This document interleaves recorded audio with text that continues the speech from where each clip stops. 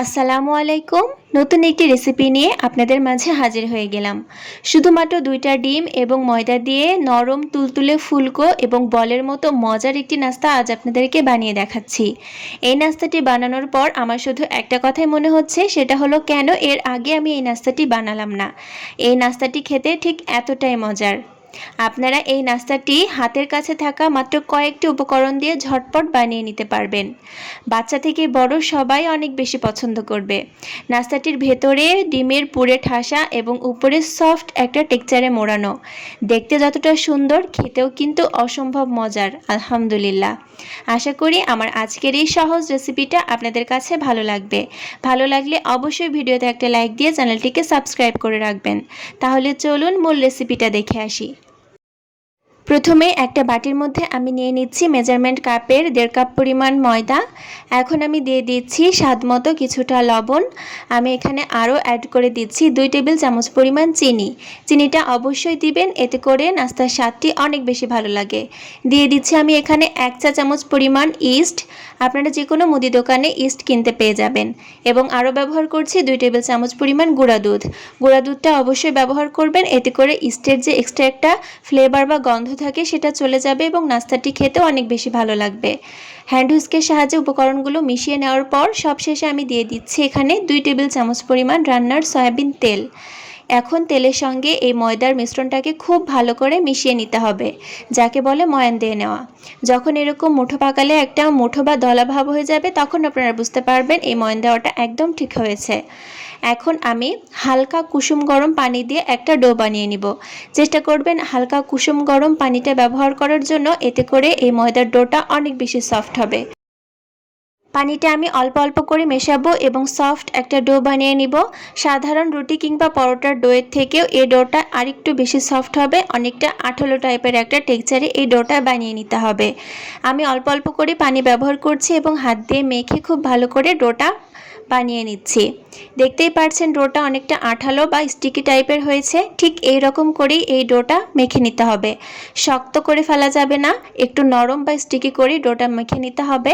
আমি এই পর্যায়ে এখানে 1 টেবিল চামচের মতো তেল ব্যবহার করছি, যাতে মাখতে সুবিধা হয়। আমি আরও 4 থেকে 5 মিনিট খুব ভালো করে ডোটাকে মথে নিয়েছি আর এটাকে এখন রেস্টে রেখে দিব 20 মিনিটের জন্য। উপর থেকে আমি সামান্য একটু তেলও মেখে নিয়েছি। এটাকে ঢেকে রেখে দিলাম একটা সাইডে। এখন চুলায় একটা প্যান বসিয়ে আমি এখানে দিয়ে দিয়েছি 2 টেবিল চামচের মতো রান্নার তেল। তেলটা গরম হয়ে যাওয়ার পর আমি দিয়ে দিচ্ছি 1/2 কাপ পরিমাণ পেঁয়াজ কুচি। পেঁয়াজটাকে খুব ভালো করে তেলের সঙ্গে ভেজে নিতে হবে, যতক্ষণ না পর্যন্ত পেঁয়াজটা একদম পুরোপুরি সফট হয়ে কালারটা ব্রাউন হয়ে যাচ্ছে। আমি এখানে একটু স্বাদ মতো লবণ ব্যবহার করছি, এতে করে পেঁয়াজটা খুব দ্রুত নরম হয়ে যাবে। চুলার জালটা মিডিয়াম টু লোতে রেখে আমি পেঁয়াজটাকে ভেজে নিচ্ছি। যখন এরকম ব্রাউন কালার বা একটা বাদামি কালারের মতো চলে আসবে, সেই পর্যায়ে আমি এখানে দিয়ে দিচ্ছি 2টা ডিম। এখন এই ডিম দুটাকে আমি পেঁয়াজের সাথে মিশিয়ে স্ক্র্যাম্বল করে নিব। দেখতেই পাচ্ছেন এভাবে চামচের সাহায্যে ডিমগুলাকে ছোট ছোট করে কেটে কেটে টুকরো টুকরো করে নিতে হবে চুলাতে থাকা অবস্থাতেই। আর চুলার জালটা রাখতে হবে মিডিয়াম টু লোতে। স্বাদ মতো 3-4টা কাঁচামরিচ কুচি দিয়ে দিয়েছি আর দিয়ে দিচ্ছি 1/2 চা চামচের মতো চাট মশলা। আপনাদের হাতের কাছে চাট মশলা না থাকলে আপনারা স্কিপ করতে পারেন। সবশেষে দিয়ে দিচ্ছি আমি 2 টেবিল চামচের মতো টমেটো সস। এই অল্প কিছু উপকরণ দিয়েই আমার ডিমের পুরটা কিন্তু একদম রেডি হয়ে গিয়েছে, যেগুলো কম বেশি সবারই হাতের কাছে থাকে। এখন আমি চুলা থেকে ডিমের এই পুরটা নামিয়ে নিব। পুরটা নামিয়ে আমি ঠান্ডা করে নিচ্ছি। এবারে আগে থেকে যে ডোটা মেখে রেখেছিলাম সেটার উপর থেকে ঢাকনাটা সরিয়ে নিলাম আর দেখতেই পাচ্ছেন ডোটা কিন্তু আগের থেকে একদম পারফেক্টলি সেট হয়ে গিয়েছে আর ঠিক কতটা সফট হয়েছে। এখন এই ডোটাকে আমি 2 ভাগে ভাগ করে নিব এবং এই 2 ভাগ থেকে আমি ছোট ছোট করে কয়েকটা লেচি কেটে নিব। আমি হাত দিয়ে ছিঁড়ে ছিঁড়ে ছোট ছোট কয়েকটা ভাগে ভাগ করে নিচ্ছি। আপনারা ছুরি দিয়ে কেটেও লেচি করে নিতে পারেন। আমি এই লেচিগুলোকে ঢাকনা দিয়ে ঢেকে রেখে দিব, যাতে এগুলো ড্রাই হয়ে শক্ত হয়ে না যায়। এবারে ময়দার লেচিগুলো থেকে একটা লেচি নিয়ে নিয়েছি এবং হাতের আঙুলের সাহায্যে এভাবে ঘুরিয়ে ঘুরিয়ে একটু সমান করে নিচ্ছি। হাতের তালুতে নিয়ে একটু চ্যাপ্টা করে নিয়েছি। এবার লেচির ঠিক মাঝখান বরাবর আমি হাতের বৃদ্ধাঙ্গুলটা রেখেছি এবং চারপাশ থেকে আরেকটা হাতের বৃদ্ধাঙ্গুল দিয়ে আমি এভাবে লেচিটাকে টেনে টেনে একটু বড় করে নিচ্ছি। মাঝখান থেকে লেচিটাকে পাতলা করে নেওয়া যাবে না, চারপাশ থেকে হাতের বৃদ্ধাঙ্গুলের সাহায্যে লেচিটাকে টেনে টেনে একটু বড় করে নিতে হবে এবং এর ঠিক মাঝখান বরাবর যে যে ডিমের পুরটা রেখেছিলাম তৈরি করে, সেই পুরটা থেকে কিছুটা পুর দিয়ে দিলাম এবং চারপাশ থেকে যে অংশটুকু আমি টেনে টেনে লম্বা করে নিয়েছিলাম সেই অংশটুকু এক জায়গায় নিয়ে এসে আমি এটাকে সিল করে দিচ্ছি। আপনারা দেখে নিশ্চয়ই বুঝতে পারছেন আমি কিভাবে কাজটা করে নিচ্ছি। এবং এই নাস্তাটাকে হাতের মাঝখান বরাবর রেখে আমি একটু চাপ দিয়ে চ্যাপ্টা টাইপের করে নিচ্ছি। ঠিক একই রকম করে সবগুলো নাস্তাই বানিয়ে নিতে হবে। আমি আরও একটি নাস্তা আপনাদেরকে বানিয়ে দেখাই। লেচির ঠিক মাঝখান বরাবর বৃদ্ধাঙ্গুলটা রেখে আমি লেচির চারপাশ থেকে টেনে লম্বা টাইপের বা ছড়িয়ে নিয়েছি এবং মাঝখান বরাবর ডিমের পুরটা দিয়ে দিয়েছি এবং চারপাশ থেকে ময়দার ডোটা টেনে নিয়ে এসে মাঝখান বরাবর এভাবে ঘুরিয়ে ঘুরিয়ে সিল করে দিচ্ছি, যাতে ডিমের পুরটা বাইরে বের হয়ে না আসে। নিশ্চয়ই দেখে বুঝতে পারছেন। এরপরে হাতের তালুতে নিয়ে একটু সমান করে নিচ্ছি এবং চ্যাপ্টা টাইপের করে নিচ্ছি। একই রকম করে সবগুলো নাস্তা আমি বানিয়ে নিয়েছি। এবারে এই নাস্তাগুলাকে যে কোনো একটা পরিষ্কার কাপড় দিয়ে এভাবে ঢেকে 10 মিনিটের জন্য রেখে দিব, যাতে এগুলা আরেকটু সফট হয়ে যায়। আপনারা চাইলে এগুলাকে যে কোনো প্লেট দিয়েও ঢেকে রাখতে পারেন। 10 মিনিট পর নাস্তাগুলাকে ভেজে নেওয়ার পালা। এক এক করে নাস্তাগুলা আমি হাতের তালুতে নিচ্ছি এবং আরেকটা হাতের তালু দিয়ে চাপ দিয়ে চ্যাপটা করে তারপর তেলে ছেড়ে দিচ্ছি। তেলটা মিডিয়াম গরম হতে হবে, খুব বেশি গরম হলে নাস্তাগুলো খুব দ্রুত কালার চলে আসবে।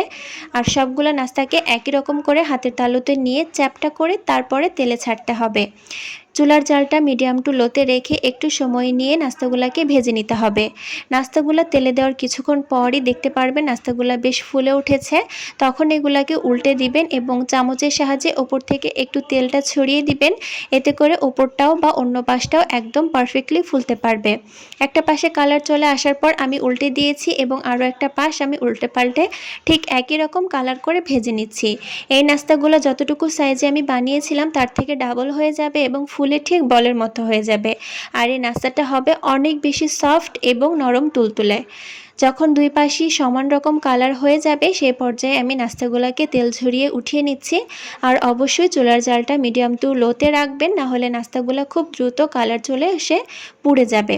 নাস্তাগুলোকে আমি তেল ঝরিয়ে চুলা থেকে এখন উঠিয়ে নিচ্ছি। এখন আমার নাস্তাগুলোকে গরম গরম সার্ভ করে নেওয়ার পালা।